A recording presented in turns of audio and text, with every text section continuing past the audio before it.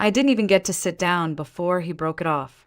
The cafe was crowded, soft jazz playing from the overhead speakers, the scent of espresso and expensive desserts hanging in the air.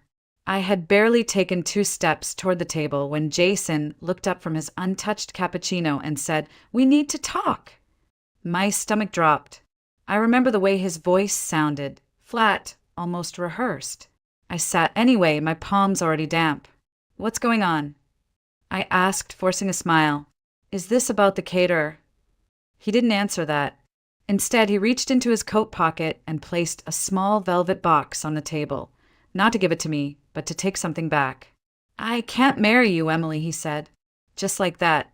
7 words that carved through me sharper than any scalpel I'd ever held. "What?" I whispered. He leaned back in his chair, as if the weight of honesty had finally set him free. "It's not you. It's just we're heading in different directions. I've made connections, important ones. Megan Langley and I were aligned in ways I didn't see before." Megan Langley, daughter of Gregory Langley, the venture capitalist who practically owned half the West Coast's tech startups. My heart began to race. "You're leaving me for her?" "It's not like that," he said, though it clearly was. "This is better for both of us. You deserve someone simpler." He didn't even flinch when I stared at him, stunned and silent, trying to understand how the man I was supposed to marry in 16 days could erase me so cleanly. Then, as if he hadn't gutted me enough, he added, "Also, the ring. It's a family heirloom. My grandmother would be devastated if it left the family." I slipped it off. My hands were shaking, but I did it. I placed it gently on the table between us and said, "Thank you for your honesty." Then I stood up and walked away, straight past the glass doors, past the couple sharing desserts, past the curious eyes trying to figure out what just happened. Only when I turned the corner onto Elm Street did the tears finally come. I didn't go back to the apartment we shared. I didn't want to see the half-packed boxes or the dress hanging in the closet. I couldn't face the silence. But when I arrived, it was already done. My things were in labeled suitcases by the door. Clothing, books, toiletries, all carefully sorted, as if I were being returned to sender. Not by Jason. He wouldn't have been that considerate. It had to be his mother. I sat on the floor beside those bags for I don't know how long. My old studio lease had ended. I'd given it to a nursing student a few weeks ago. Every cent I had saved had gone to the wedding. I had less than $100 in my account and a full week until payday. That's when I did the thing I hadn't done in over a year. I called my foster mom. Margaret Temple answered on the 3rd ring, her voice warm and steady like it always was. "Emily, honey, where have you been? I was about to call you about those shoes we looked at last week." I couldn't even speak. I choked on a sob instead. That was all it took. An hour later, I was curled on her faded plaid couch, cradling a mug of peppermint tea while she smoothed my hair like she used to when I was 13 and broken from yet another placement gone bad. Margaret didn't ask questions. She just placed a thick, knit blanket over my legs and said, "Stay as long as you need. You hear me? I've got space and you've got nothing to prove." That night, I didn't sleep. I lay there on the old pull-out bed in her living room, staring at the ceiling, replaying every detail of that conversation with Jason. His calmness, the way he didn't even hesitate. Had he ever really loved me? Or was I just a placeholder until someone with a last name like Langley showed up? By sunrise, the ache had dulled into something heavier, something like shame. I was supposed to be walking into a new life, a new chapter, a family of my own. Instead, I was back where I'd started. 28 years old, heartbroken, homeless, humiliated. At noon, I showered, dressed, and returned to the hospital as if nothing had happened. Nurses smiled. Some asked about the wedding plans. I smiled back, nodded, leet, because telling the truth felt like it would tear me open all over again. But as I changed into my scrubs and checked my patient assignments, I knew something for sure. I couldn't stay here forever. Not in this town. Not with these memories. Not while Jason Miller and Megan Langley toasted champagne to their bright, aligned future just across the state line, not when I had nowhere else to go and nothing left to lose. 3 days passed. 3 slow, aching days where I went through the motions on the hospital floor while trying to keep my insides from unraveling. I smiled when people asked about the wedding. I said it had been postponed. I said Jason had a business trip come up. I said I was fine. I said too much. But on the 3rd day, while I was checking in 4 line in room 8, Rachel, our blunt, no-nonsense charge nurse, peeked her head in and said, "You still looking for a miracle escape from this place?" I blinked. What? She motioned me out into the hallway and lowered her voice. "You remember Lily from Neuro? She took a private care job a month ago, live-in. High pay, but she quit last week. Couldn't handle the guy." "What guy?" Rachel raised an eyebrow. "Some rich tech mogul. Paralyzed. Lives up in Cypress Hill in one of those who even builds these kind of houses. Apparently he's a nightmare." "Sounds amazing." "Pays triple what we make here. Live-in suite. Meals included. No roommates. No night shifts. Just one patient." I hesitated. "I'm not a caregiver." "You're a nurse with 5 years of experience," she shot back. "You're more qualified than half the people they've had. And trust me, this guy scares most of them off in under 2 weeks. You're stubborn. That might actually work in your favor." I almost laughed. I wasn't sure what part of me still counted as stubborn. Everything inside me felt cracked. But something in her voice, the word escape. It echoed, loudly. "Do you have a contact?" I asked. 10 minutes later, she handed me a small card with a name written in sharp, elegant cursive. Margaret Temple, estate manager. And beneath it, a number. It took me until midnight to call. I stood in the back alley of Margaret's house in my coat, breathing in cold Montana air, phone shaking in my hand. Margaret Temple picked up on the second ring. "Yes." "This is Emily Carter. I was told there's a position for a live-in nurse." A pause. Then, "Are you available for an interview tomorrow morning at 9? I blinked. "Yes, I can be there." "Bring your credentials and references. The address will be texted shortly. Do not be late." The line went dead. At 4:30 a.m., I boarded the earliest flight out of Helena to San Francisco, connecting to a regional shuttle that climbed the hills of Cyprus until it left the real world behind. Everything felt like a dream I hadn't earned. And then I saw the house. It looked like a modern fortress, glass, steel, and sharp edges woven into the cliffside as if someone had carved a mansion out of sunlight and stone. A long black gate swung open as my cab approached, and for a second, I wanted to tell the driver to turn around. Too late. Margaret Temple met me at the front door. A woman in her 60s, thin as wire, hair pulled into a tight twist, dark blue suit without a wrinkle. She looked me up and down with the precision of someone who had worked in either the military or a hospital. "You're early," she said. "I didn't want to be late." "Good. Follow me." The interview was swift. She glanced over my resume, asked 4 questions, didn't smile once, and finally said, "The position is yours, Miss Carter. The terms are simple. Round-the-clock availability. 2 days off per month. No visitors. Medical knowledge is crucial. Discretion is non-negotiable. Your patient is a complicated man. You will be living on the 2nd floor, adjacent to his suite. Meals and lodging are included. Salary, $12,000 per month, plus performance bonus depending on the condition's progression." I tried not to react. I still remember gripping the arms of the chair to keep from laughing out loud. It was more than triple what I made at the hospital. I didn't have a plan. I didn't have anything but an overstuffed duffel bag and a bleeding heart. But I said yes. I said it without hesitating. Margaret slid a folder across the table. "This is your contract. Review it before tomorrow. Your patient is Mr. Ryan Hale." The name meant nothing to me then. It would soon mean everything. The next morning, I stood outside his door, folder in hand, heart thudding. The hallway was quiet, hushed by the kind of carpet that swallowed footsteps. Everything about this house was polished and cold. Stone floors, sleek lines, expensive silence. Margaret stood beside me, clipboard pressed to her chest. "You're sure you want this?" she asked without looking at me. I signed the contract. "That's not what I asked." I swallowed.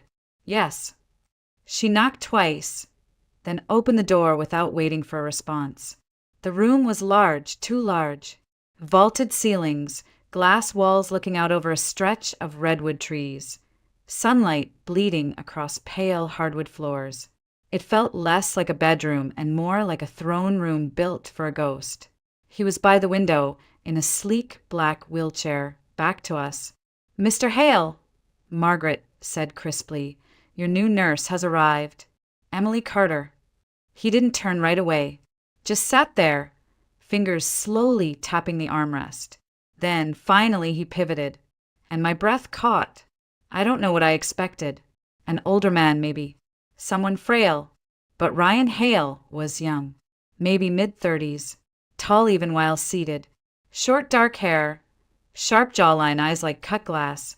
And yet there was something exhausted about him. His skin was pale, his frame lean, but his expression was the thing that warned me.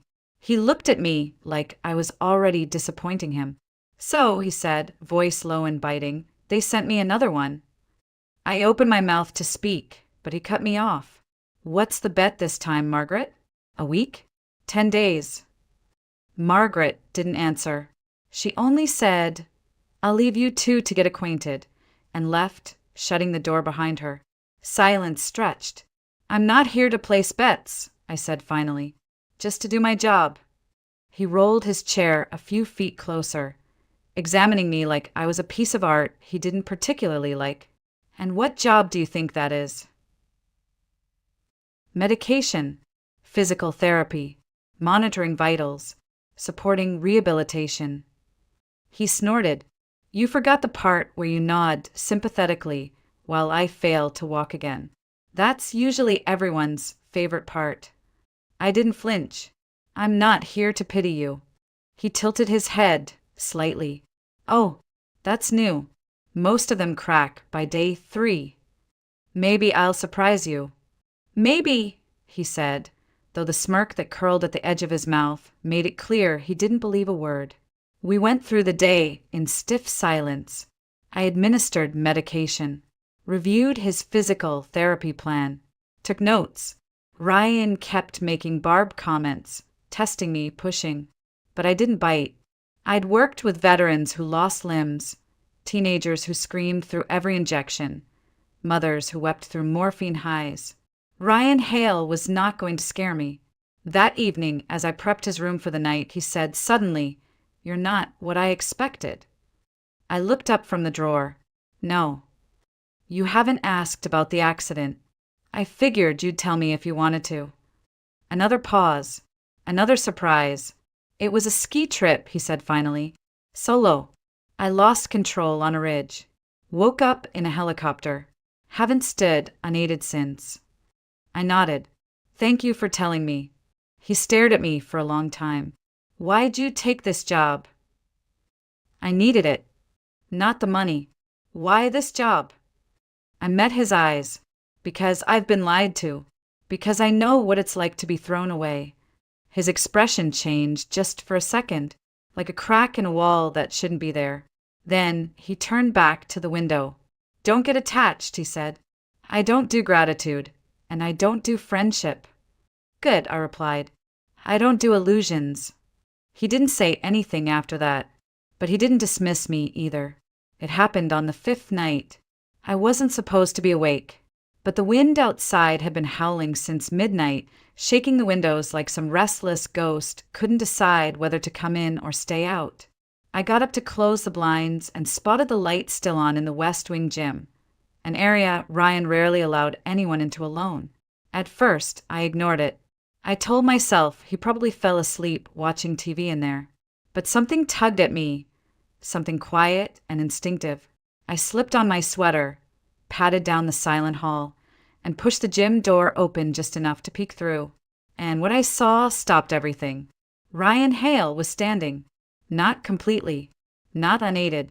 He was gripping a pair of parallel bars, his arms tense with strain, sweat dripping down his temple. His legs trembled beneath him, every muscle taut, but he was doing it. Slowly, determinately, step by painstaking step. My breath caught. He didn't notice me at first, he was too focused, but the soft creak of the door gave me away. He turned, saw me, and his expression shifted instantly from effort to rage. "What the hell are you doing?" he snapped. "I heard something. I thought, get out." "Ryan, now." I didn't move. I couldn't.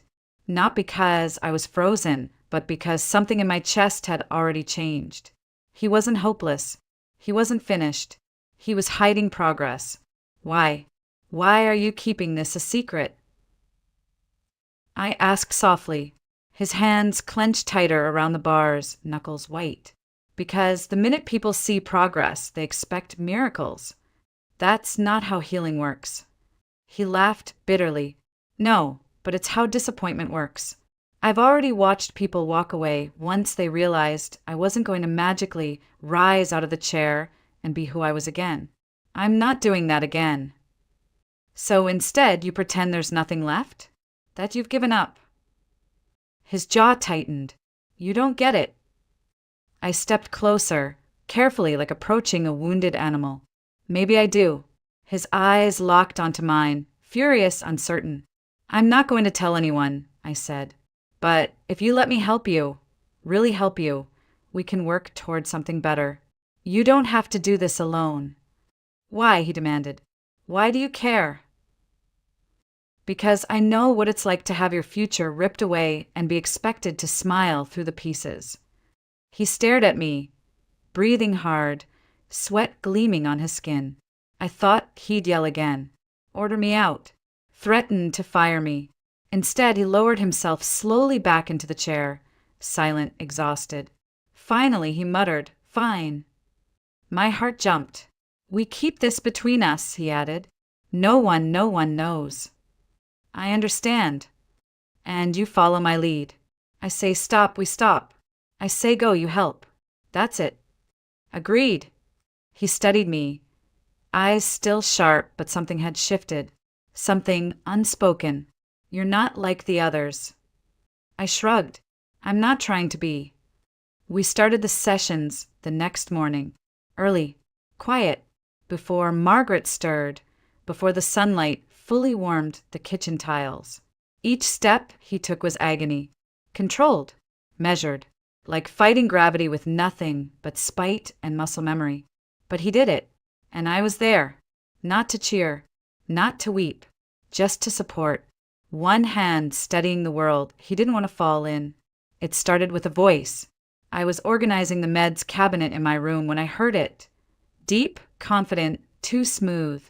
Male, not Ryan, not a house staff member. Curious. I moved quietly toward the main hallway and followed the sound into the west sitting room.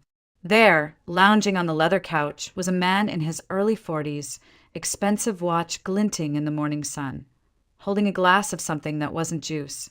"Ryan, you look like hell," the man laughed. Ryan, across from him, offered a tight smile. "Good to see you too, Eric."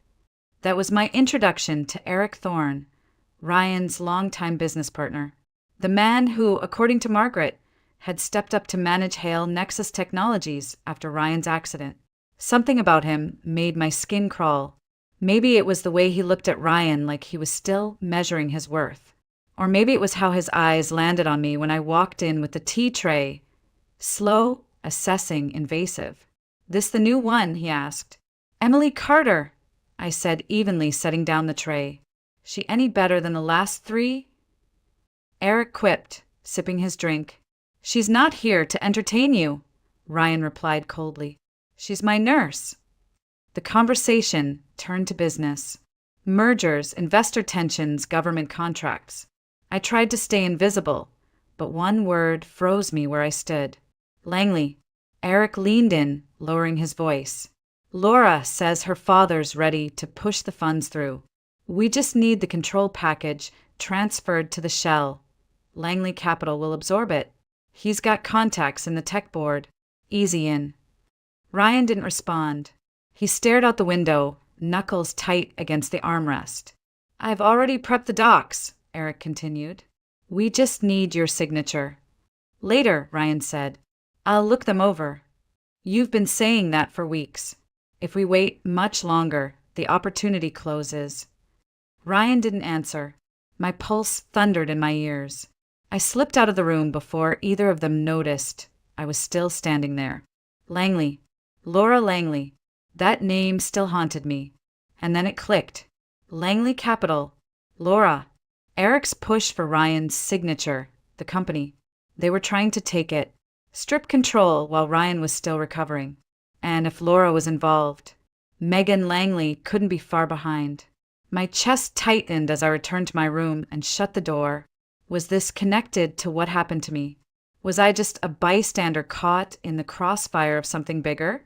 Or had they chosen me for this, for being the girl no one would suspect? That night, I couldn't keep it in.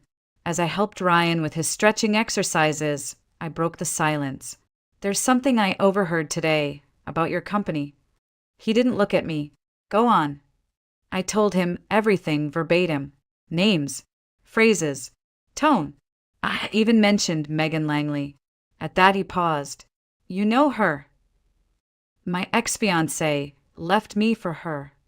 He blinked slowly. Jason Miller? I nodded. You know him? No, but I've heard the name through Eric. He rolled away from the wall and stared at me. Are you suggesting that my business partner and your ex are, in on something together? I'm suggesting it's too much of a coincidence. He didn't say anything for a long moment. Then, finally, I'll review the documents. That was it. I tried not to feel crushed. I'd hoped for more, maybe belief, maybe action. But instead, Ryan returned to silence, like everything I said had gone straight into a void. That night, I paced my room like a cage thing. Was I wrong? Was I imagining shadows? Or worse, was I right and no one would believe me? The next morning, he knocked on my door. He never knocked. When I opened it, Ryan sat in his wheelchair, a folder in his lap. You were right, he said. Langley Capital isn't just investing. The paperwork transfers decision-making rights and ownership to a holding company Eric formed 2 months ago, hidden under layers. My breath caught. I want you to help me stop them. He handed me the folder. Are you sure? I asked. After everything? Ryan nodded. If they think I'm too weak to fight, then they've forgotten who I was before I broke. The plan took days to finalize. Every night, after the staff had gone quiet and the windows had gone dark, Ryan and I sat across from each other at the long oak table in the study, poring over documents and strategy notes. His hands trembled from exhaustion sometimes, but his voice stayed steady. He was building a war room, piece by piece, and I was his only ally inside the walls. He'd already contacted his attorney. They were gathering records, emails, contracts, bank trails. Ryan had hidden nothing from me, not even his doubts. I trusted Eric more than anyone, he said one night. He was there the day I pitched my first app. I let him speak on my behalf when I couldn't walk. And all this time, you were right to trust your gut, I told him. I was late to do it, he replied, but I won't be late again. 1 week later, a special meeting of the board was called. No one suspected anything. Ryan let Eric think the signature was coming. He even thanked him in an email for handling things so well. That same afternoon, he suited up. It was the first time I saw him in a full tailored suit. Midnight blue, crisp, handsome in a way that made my heart slow. His body was still weak, but something about the way he moved, proud, upright, made the air in the room shift. He practiced walking to the conference table with a cane. Just 10 steps, then 15, then 20. I want them to see it, he said, with their own eyes. The day of the meeting, we arrived 15 minutes early. The building was all glass and chrome and too much silence. Heads turned as we entered. Ryan, walking beside me, jaw set, steps measured but firm. Shock rippled through the halls like an electric current. In the boardroom, Eric sat at the head of the table. Laura was there too, in a dove-gray suit, legs crossed, lips painted like war. And beside her, Jason. He looked smaller than I remembered. Still handsome, still smug, but less polished now, like something borrowed that hadn't been returned quite right. When Ryan stepped into the room, cane in hand, the silence snapped. "You're walking," Eric said.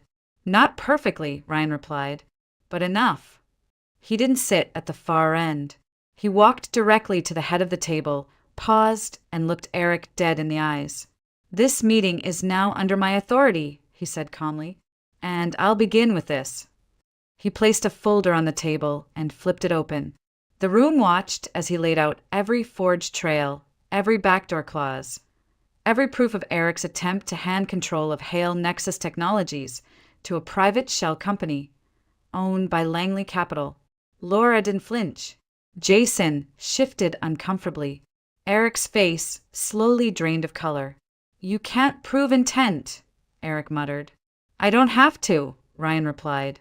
"I only have to prove breach of fiduciary duty, which I just did." The board stirred. The general counsel stood. "Mr. Hale, would you like to request an immediate vote of no confidence?" "I would," Ryan said. "Effective immediately." Chaos erupted. Laura rose first, her heels clicking like gunshots. "You don't know who you're messing with, Ryan." "Oh, I do," he said softly. "A woman who hides behind her father's name, and a man who sells out everything for a shortcut." She scoffed. "And your nurse?" "What? She's your co-founder now." Ryan turned to look at me. "She's the reason I'm standing here at all." Jason looked away. The board voted. It was unanimous. Eric was removed. The contracts nullified. Control reverted. When it was done and the room cleared out, Ryan and I stayed behind. Alone. He leaned on his cane, breathing hard, but his eyes shone. "You did it," I whispered. "No," he said. "We did." And then just for a second he smiled, wide and full and real. And I realized something I hadn't let myself believe until that moment. He wasn't the only one who'd taken his first steps that day. Weeks passed. The mansion no longer felt like a mausoleum. The windows were open more often. Light poured into the halls, and even the garden, once dry and overgrown, breathed again. Ryan still had hard days, still limped, still had to brace against pain. But the bitterness that used to trail behind every step had started to lift. So had mine. The wedding I never had, I stopped mourning it. The name I almost took, I let it go. Slowly, I began seeing myself as more than just someone who'd been discarded. I started reading again, running short laps on the private trail behind the house, laughing without guilt. Ryan made it a point to cook one night a week, even though he burned rice and cursed at the stove like it owed him something. I let him. I sat at the kitchen island, legs curled up, smiling at his frustration. That was our ritual, small, unspoken, but ours. One night he handed me a dish I couldn't identify and said, "If this kills you, I want it on record I tried." "You'll get the company in the will," I deadpanned. He paused. "Actually, no." I looked up. "I transferred it to a trust," he said. "One that includes you." I blinked. "What?" "I'm not giving you the company," he said gently. "But I want you to know I built something better with you than I ever did with anyone else. And I want you to be part of what's next." I stared at him.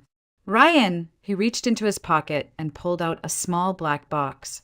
"Before you say anything," he said quickly, "you don't have to answer today, or even this year.